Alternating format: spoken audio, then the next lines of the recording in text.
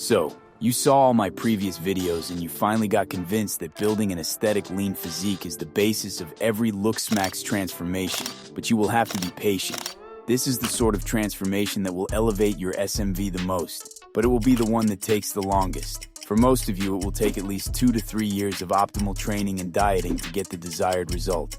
So without wasting any more time, first you gotta get yourself in the gym. Not just any gym. Don't go to this gyms. You need to go to a proper gym where you can experience a competitive environment. This will be essential for you to keep getting progress. Nothing worse than you going to a Planet Fitness, train for a couple of months, end up looking better than 90% of people in that gym, and then thinking that you're done. Competition drives progress. So let's start with training routines. You should pick a program that specifies reps, sets, how many days per week you will be training, and some sort of progression method. It doesn't really matter which training routine you will follow, because as long as you are using progressive overload, you will gain muscle. The best routine for you will be the one that you can adhere to consistently. Progressive overload is the main driver for muscle growth, and it can be achieved by either increasing the weight on the bar, performing more reps with the same given weight, or adding more training volume, usually in the form of sets. But a key point here that I want you guys to understand is that using strength to compare one individual's progress over time is extremely useful, but is not when we compare two different individuals. However, if progressive overload is not being accomplished within a long period of time, you will inevitably fail to build muscle, meaning that if in 6 months you are still doing the same weight on the same exercise, you probably haven't gained any muscle, and you will look basically the same. Now you should be tracking your workouts, whether you do it on a workout app, a notes app, or the good old school way with pen and a notepad. It is up to you, but it is very important that you do it if you want to maximize your results, especially since in your first year of lifting, your goal should be to try and beat your training log every single week. Just don't keep it in your head, because inevitably you will forget about some of the lifts you did, and this will stall your progress. Also, tracking your workouts will give you more motivation to keep progressing and stay serious about this journey. There are 6 main types of exercises that you should be getting stronger over time, and they are squat movement, hip hinge movement, horizontal press, vertical press, horizontal pull, and vertical pull. These are the exercises that you should see progress over time. It doesn't have to be the specific ones. For example, I happen to think that dumbbell incline presses will build the chest in a more aesthetically way than the barbell bench press would. However, it is still important to get strong at the barbell bench press. Now obviously, since the goal for most of you will be purely catered to aesthetics, there is a group of muscles that need extra work and attention, and those would be the neck, upper traps, lateral delts, upper chest, abs, lats, and arms. As I said in previous videos, the neck is perhaps one of the most important muscles in the body. It is visible at all times, and it can make the framing of your face look much better. You can incorporate neck extensions and neck curls, and the good news is that the neck is a muscle that grows very fast. Within a few months, you will notice a difference. Upper traps are used when you work your back in general, but doing dumbbell and barbell shrugs is a sure way to maximize your traps growth. For the shoulders usually, if you're doing dumbbell presses and military presses, your front deltoid don't need any isolation exercises. But the lateral head of the shoulder is the one that impacts aesthetics the most, since it gives you that wider look from the front. So make sure you do lateral dumbbell raises and focus on good form. And also don't forget about the rear deltoid. Do face pulls or a seated bent over rear delt variation.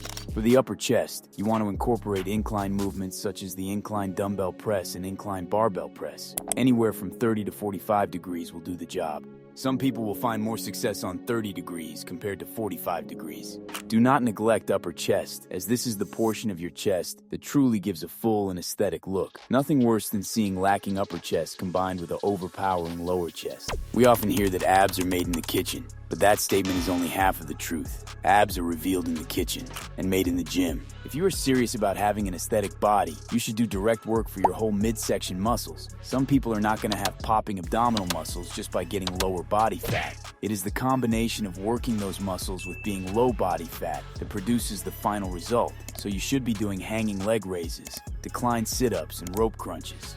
Guys, treat abs like any other muscle group. You shouldn't be training them every single day, doing this crazy 20-minute ab shredding workouts. Instead, you should be training them twice a week and progressing on them just like any other muscle. For the lats, focus on getting very strong on pull-ups and chin-ups. I would definitely prioritize this movements over rows. This will give you that V-taper look that is very attractive. Studies have shown that women are very attracted to a V-taper physique, where the shoulder circumference is 1.6 times greater than the waist circumference. By working on the lats, you will add to this illusion and make your physique much more aesthetic pleasing. And for the arms, all you bros will be pleased to find that you should indeed be doing some sort of bicep curl and tricep isolation exercises. Just don't be like the typical clueless gym bro that dedicates a full day for arm training and then do 4 or 5 exercises for biceps and 5 more exercises for triceps and end up doing a bunch of junk training volume chasing the pump. It's totally overkill and it will actually delay your gains.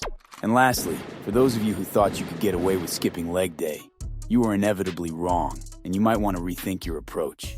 The legs are not at the highest importance in terms of building an aesthetic physique, but you will not get away with having legs that are clearly too small for your upper body. The proportions still need to be met, and you need to train your legs just like any other muscle.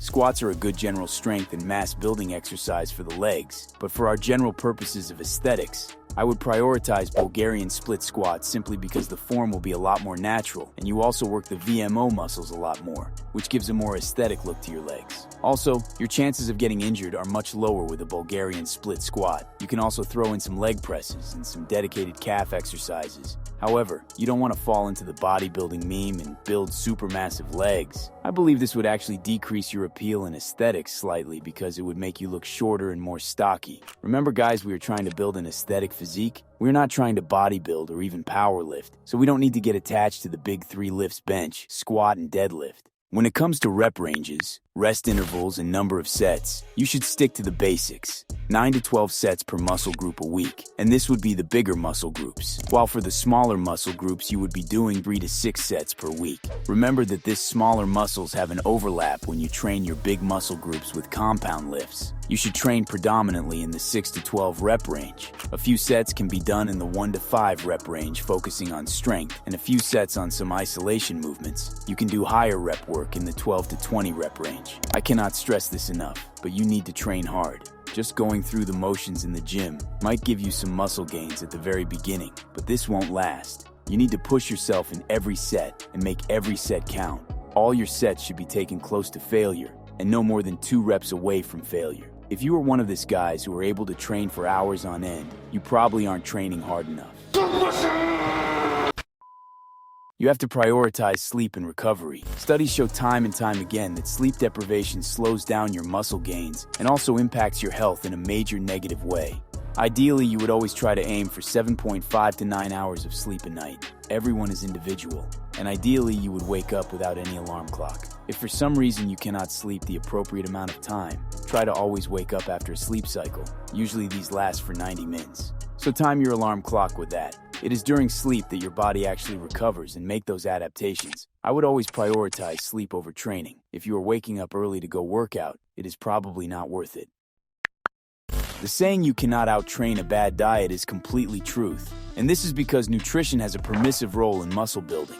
Eating does not cause muscle growth, but permits muscle growth given enough training stimulus. On the contrary, simply eating a lot is not going to cause you to gain muscle if you don't have a training stimulus, and not eating enough calories to grow while having stimulus will lead to very little muscle growth. This is why lean bulking is the superior alternative to dirty bulking. Simply put, eating just enough will allow you to gain close to maximum amount of muscle without putting on as much fat, while eating far above what you would normally eat on a lean bulk is going to cause a massive amount of fat gain. It is accepted that 0.8 grams per pound of body weight or 1.8 grams per kilogram of body weight for protein is more than enough to maximize muscle growth. Fats should be around 20 to 30% of your total calorie intake, and rest should be filled with carbs. Skinny guys have got to put this through their heads. If you don't eat enough, you will not make any gains, and your progress is just going to stall for months, potentially years. Naturally, skinny guys tend to think that they eat so much, when in reality they tend to either undereat or just eat at maintenance calories. The body cannot create muscles out of thin air. You have to eat in a slightly caloric surplus as a skinny guy to make improvements. The same can be said for guys who are overweight, but in reverse. Some of these people seem to think they eat too little, when in reality they aren't in a calorie deficit. The way to eliminate this problem is by tracking your calories and protein intake for a few months at least, so you develop the sense of how much you are eating. Tracking your calories can be a very high commitment, but you don't have to do it forever. It is a valuable skill, and I think every beginner should give it a try for a few months. Because in my experience, this is one of the biggest reasons why people get stuck for months and months and they virtually have no idea why. The way you track your body weight is by weighting yourself every morning after using the bathroom, and then do a weekly average of your body weight. The reason is because your body weight fluctuates due to water weight, so going by a weekly average is more accurate. As a skinny guy, you should be aiming to gain 2 to 3 pounds per month in your first year of lean bulking. To achieve this, you should eat around 300 calories above your maintenance. And this is the reason why you should do those weekly averages. This way, when your weight stalls, you can increase the calories by another 200 calories or so. Do not rely on online calculators to find your maintenance calories, as this will be very individual. Everyone has a different activity level and different metabolism. The same applies for overweight guys, except in the first 3 months of weight loss, you guys can afford to lose up to 1.5 to 2 pounds a week. Remember that in the first week you will lose more than that, because you will also lose water weight. At some point, weight loss will stall, and you will have to start eating back at maintenance once again for a week, and then you can go back to your calorie deficit once again. And if you're starting out as a skinny fat individual, you must focus on a recomp strategy for the first 6 months. This is because if you focus on gaining weight, you will get too fat, and if you focus on losing weight, you will be too skinny. So eat at around maintenance calories, eat enough protein, and make progress in the gym. Now to finish off the video, we're going to talk about supplements, and there isn't a whole lot to talk about here. I will be brutally honest. Most supplements on the market are a scam and a total waste of money. No supplement on the market is going to give you more muscle gains than if you just ate a healthy, whole food-based diet. They are not PEDs. They are just for convenience. And even then, I wouldn't bother using any of them. If you are not quite sure where exactly you stand on the current dating marketplace, and you want a detailed, personalized looksmaxxing plan, you can order a facial and SMV analysis from me in this website. The link will be in the description and in the comments section. That's it for today. Feel free to drop a comment below sharing your thoughts about this video and what you would like to see me talk about in the next video. Make sure you subscribe to this channel, and I will see you guys soon.